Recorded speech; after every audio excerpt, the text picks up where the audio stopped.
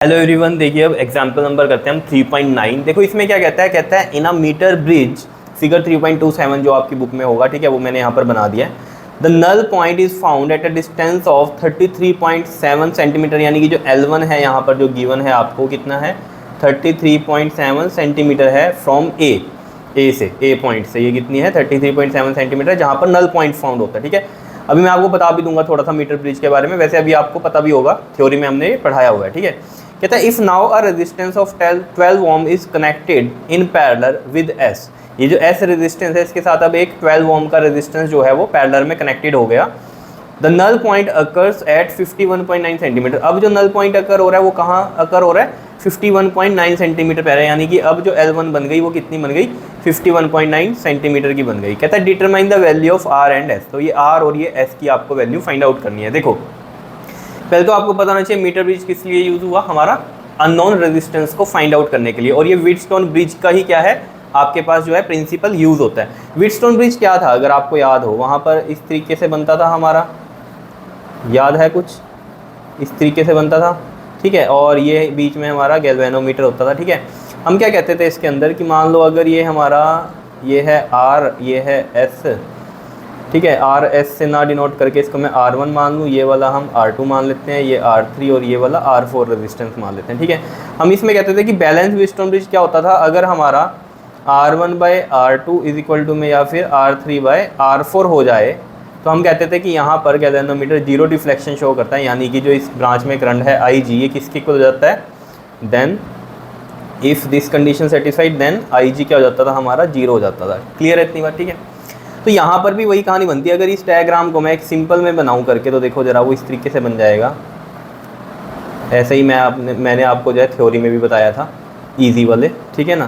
तो अगर आपको याद है ये इस तरीके से बनाते थे हम यहाँ पर, ठीक, और यहाँ पर ये सेल लग जाता था एक इस तरीके से। ठीक है, यहाँ पर ये क्या है हमारी जो वायर है, और ये यहाँ पर हमारा मीटर स्केल भी लगा हुआ है। मीटर स्केल मतलब क्या है, 100 सेंटीमीटर की ही वायर होती है यहाँ पर।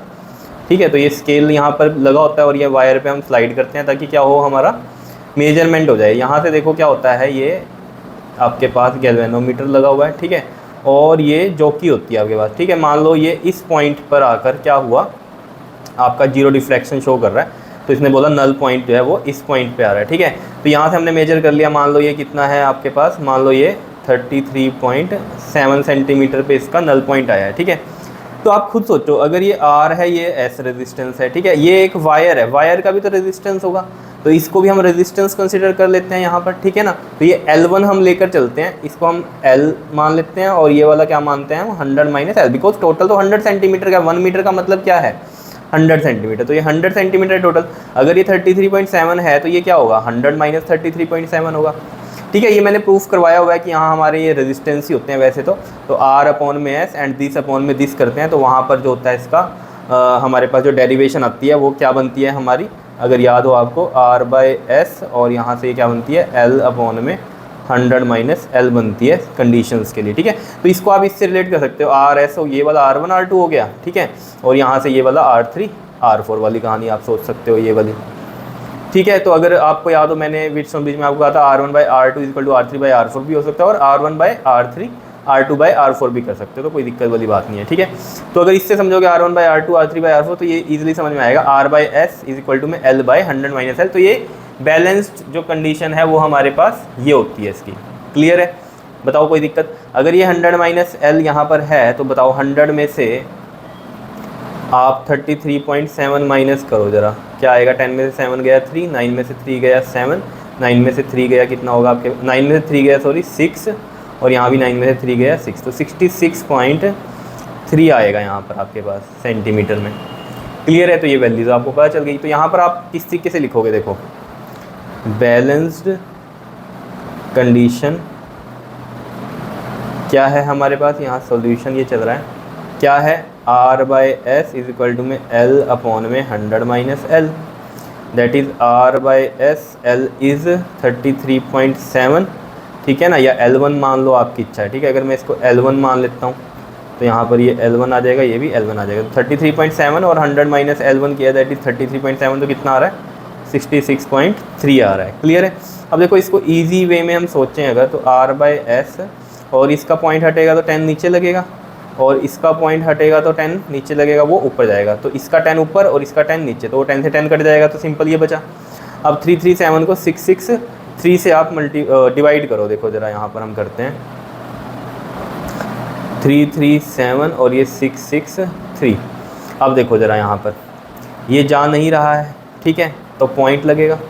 क्लियर, पॉइंट लग गया तो हम यहाँ पर क्या लगाएंगे जल्दी से बताओ, 0 लगाएंगे। ठीक है, तो यहाँ 0 लग गया तो पॉइंट लगा। ठीक है ना, नहीं जा रहा था ये तो उसके नाम का पॉइंट, तो यहाँ 0 लग गई। ठीक है, अब 663 को आप जब करोगे ना तो ये 5 से चला जाएगा। देखो 663 5 से गया तो 3315 आया, ये मैंने 3315 किया यहाँ पर।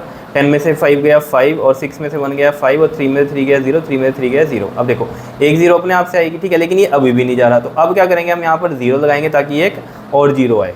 समझ रहे हो? अब ये किस पे चल जाएगा, आप करके देख लेना, ये 8 पे जाएगा। ठीक है, देखो यहाँ पर करके देख लो, 663 को 8 से करो, 8 3 ज़ा 24, और 8 6 ज़ा 48, और 2 50, और ये 5 बचा, 8 6 ज़ा 48 और 5 कितना हो गया आपके पास, 53 हो गया। तो ये सब आएगा यहाँ पर। ठीक है, तो 5304 आएगा आपके पास। ठीक है ना, तो अब यहाँ पर आगे ज़्यादा कर नहीं रहे हम, तो इसको यहाँ छोड़ते हैं। देखो 0.508 आ गया ये। क्लियर, कोई दिक्कत नहीं है इसमें। ठीक है, अब इसको यहीं पर ही छोड़ते हैं। अब आओ अगली कंडीशन पे, वो कह रहा है कि एस के साथ एक रेजिस्टेंस और लगा दिया हमने 12 ओम का पैरेलल में। तो यहाँ पर देखो जो डायग्राम बन जाएगा हमारा, यहाँ पर बनाओ इधर, देखो अब जो डायग्राम बन जाएगा वो बन जाएगा इस तरीके से।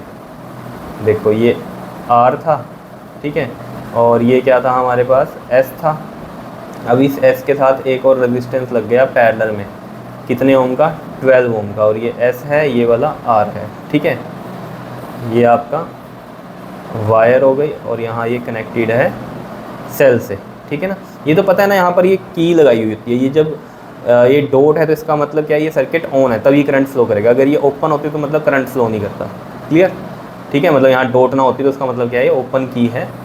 क्लियर, जैसे आपने एक्सपेरिमेंट अगर करे हों अपनी क्लास में तो आपने देखा होगा, वहाँ जब एक्सपेरिमेंट में आप देखते हो ना तो की लगाते हो तो वो चीज़ कनेक्टेड हो जाती है। की लगा रहे हो अगर, तो की नहीं लगा रहे तो यानी कि वो है नहीं, एग्जिस्ट नहीं कर रही। ठीक है, तो वही कहानी है, की लगा दी तो ये सर्किट पूरा हो जाता है, एक तरह से ब्रिज का काम पूरा करता है। ठीक है, यहाँ तो ये इस तरीके से है, वैसे ऐसा होता है। देखो ये है ना, यहाँ पर बीच में ना हम क्या करते हैं, इसमें एक की लगा देते हैं। ये की लग गई तो इसको कनेक्शन मिल गया। की ना होती तो ये ऐसा ही रहता, तो यानी कि ये कनेक्शन नहीं है, तो यानी कि करंट फ्लो ना करता। की लग जाती है तो इसको ये फ्लो को, करंट के फ्लो को रास्ता मिल जाता है, ब्रिज का काम करती है ये की। इस तरीके से लगी होती है, ये तो सिंबल बनाते हैं हम ऐसे। ठीक है, तो सिंपल है। इसका जो एस इक्विवेलेंट है यहाँ पर, अगर हम दोबारा से इसका डायग्राम बनाएंगे तो देखो ज़रा इस तरीके से हमारा बनेगा ये। ठीक है, बस मैं इतना बना रहा हूँ, यहाँ पर ये सेल लग गया आपका। ठीक है, ये एस इक्विवेलेंट आ जाएगा और ये क्या आ जाएगा, आर आ जाएगा। ठीक है, अब जो देखो गैल्वेनोमीटर है, इसने जो डिफ्लेक्शन है वो कहाँ शो करी है, 51.9 सेंटीमीटर पे शो करिए। तो ये कितना हो जाएगा, 100 माइनस 51.9 हो जाएगा। क्लियर है इतनी बात या नहीं, बताओ? सिंपल है कहानी। तो अब देखो ज़रा, यहाँ एस इक्विवेलेंट हम जब निकाल लेंगे तो हमें पता है दो रेजिस्टेंस ऐसे पैरेलल में हो तो हमें फॉर्मूला पता है ना, R1 इंटू में R2 अपॉन में R1 plus R2, direct formula पता है ये हमें। क्योंकि देखो अगर दो रेजिस्टेंस हैं तो हम उसको ऐसे करेंगे ना, R1 प्लस में 1/R2, फिर एलसीएम लेंगे R1 R2, यहाँ R2 आएगा, यहाँ R1 आ जाएगा, लेकिन ये 1/R के इक्वल है, R इक्विवेलेंट यानी कि, तो R इक्विवेलेंट क्या आएगा, यहाँ ये पलट जाएंगे, R1 R2 अपॉन में R1 प्लस में R2, यही होता है। तो बस वही काम हमने यहाँ पर किया। तो एस इक्विवेलेंट ये चीज़ होगी, तो यहाँ पर देखो R1 क्या है हमारा, मान लो ये वाला S हो गया और ये 12 हो गया, तो S इंटू में 12 और ये क्या हो जाएगा, S प्लस में 12, तो ये आ गया। तो एक तरह से ये आ गया 12S एंड S प्लस में 12, ये S इक्विवेलेंट आ गया। तो यहाँ पर जो कंडीशन बनेगी वो क्या बनेगी, RS equivalent is equal to में ये वाला L1 क्या हो गया हमारा, 51.9 आ गया अब, और ये वाला 100 में से माइनस करो ज़रा, 51.9 कितना आएगा, 10 में से 9 गया 1, यहाँ 9 बचा, 9 में से 1 गया 8, और 9 में से 5 गया, कितना बचा आपके पास 4, तो ये 48.1 आ गया। क्लियर है, बताओ कोई दिक्कत इसमें? ठीक है, तो अब ये सिंपल है कहानी। तो यहाँ पर देखो ज़रा, ये आ गया हमारे पास R और S इक्विवेलेंट की वैल्यू ये रख देते हैं 12S, और ये S प्लस 12 यहाँ आएगा नीचे, तो वो ऊपर चला जाएगा इस तरीके से, और ये 51.9 है और ये 48.1 है। इसका भी पॉइंट हट जाएगा, इसका 10 लगेगा, इसका 10 ऊपर चला जाएगा, 10 से 10 कट जाएगा, तो यानी कि 519 और 481 बचेगा ये, ठीक है। और यहाँ से मैं क्या करूँगा, आर बाई एस की वैल्यू पुट कर दूँगा, put R by S in this equation, put R by S value, ठीक है, put the value of R by S. R by S की वैल्यू क्या है, ये आई है, आर बाई एस की वैल्यू कितनी आई है, 0.508, तो वो यहाँ पर रख दूँ मैं, आर बाई एस है ना, तो यहाँ लिख देता हूँ आर बाई एस की जगह 0.508, और ये है एस प्लस में 12, और ये क्या है नीचे 12। अब देखो ये 519 बचेगा, मैंने कहा था पॉइंट हटाओगे तो, और ये 481 बचेगा। जब 519 को आप डिवाइड करोगे 481 से, ठीक है, तो आपके पास देख लेना आएगा 1.079 आएगा, ठीक है, जब डिवाइड करोगे तो आप देख लेना ये चीज़, क्लियर। और यहाँ क्या बचा है आपके पास, ये s प्लस में 12 अपॉन में 12, और ये 0.508 कहाँ चला जाएगा, यहाँ नीचे आ जाएगा, तो 0.508 इस तरीके से आ जाएगा, क्लियर है। इतने इसमें कोई दिक्कत बता दो, सिंपल है बिल्कुल कहानी, ठीक है। अब देखो ज़रा इसमें हम क्या कर सकते हैं, देखो पॉइंट हटेगा 1000 नीचे लगेगा, इसका पॉइंट हटेगा तो 1000 ऊपर लगेगा, वो 1000 से 1000 कट जाएगा, और नहीं तो ऐसे देखा करो, यहाँ भी 3 है पॉइंट के बाद, यहाँ भी 3 है, तो पॉइंट से पॉइंट कैंसिल हो जाता है, तो हम ऐसे लिखेंगे डायरेक्ट 1079 0508, और ये वाला 12 जो है इधर जाएगा, तो इनटू में ये 12 हो गया, और ये इधर बचा s प्लस में 12, ठीक है। अब देखो यहाँ पर ये 4 पे कट जाएगा, देखो 4 किस में जाएगा, 4 3 द 12, और ये 4 1 द 4, 4 2 द 8, 4 7 द 28, क्लियर। तो ये 127 आ गया। 1079 को जब आप 3 से मल्टीप्लाई करोगे तो ये आपके पास आएगा 3237, और ये 127 आएगा। और जब इसको डिवाइड करोगे ना 3237 को, तो ये आएगा आपके पास 25.48 आ जाएगा, ठीक है, 25.48 जब डिवाइड करोगे, ठीक।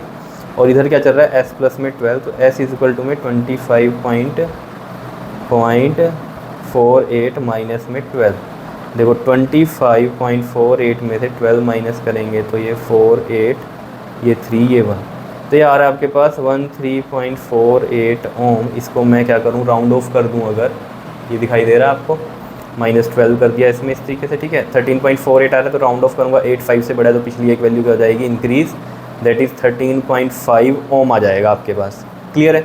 अब s की तो वैल्यू आ गई हमारे पास, अब हमें r की भी वैल्यू चाहिए, तो हम क्या करें, इसमें पुट कर देते हैं, ठीक है। नाउ यहाँ पर कर रहा हूँ, put the value of s in this equation. इसके बाद हम यहाँ आए हैं, ठीक है जी, क्लियर। तो यहाँ पर क्या है, r बाय s इज इक्वल टू में 0.508, और r हमें चाहिए तो 0.508 इंटू में s हो जाएगा इधर जाके, और s की वैल्यू कितनी है 13.5, तो देखो ये हो जाएगा 508 का पॉइंट हटाएंगे तो 1000 लग गया, और 13.5 का लगाएंगे तो ये 10 आ जाएगा। अब 508 को जब आप मल्टीप्लाई करोगे ना 135 से, तो ये आएगा आपके पास 68580, और ये कितना है 1 2 3 4 हो गई, 0 1 0 से 1 0, और 3 है ये, तो 3 पॉइंट लग जाएंगे इधर, 6.858 आ जाएगा। जब ये 1000 हटाओगे तो पॉइंट इधर शिफ्ट हो जाएगा, ठीक है। और ओम में, और इसको भी राउंड ऑफ अगर करेंगे हम तो 6.8, और ये 5 है, ये 8 है, 8 5 से बड़ा है, तो पिछली एक वैल्यू इंक्रीज़ हो जाएगी, 6.86 ओम आर की वैल्यू आ गई, ठीक है जी। तो ये आर आ गया आपके पास, और ये क्या आ गया आपके पास, ऐसा आ गया। एक ये आंसर हो गया और एक ये आंसर हो गया, बिल्कुल सिंपल है कहानी, ठीक है। तो ये सिंपल ही था, मेन आपको मेन कैलकुलेशन पे फोकस करना है आपको इन क्वेश्चंस में, है ये सिंपल ही क्वेश्चन, क्लियर है, कर लोगे मीटर ब्रिज के क्वेश्चन। ओके जी, थैंक यू।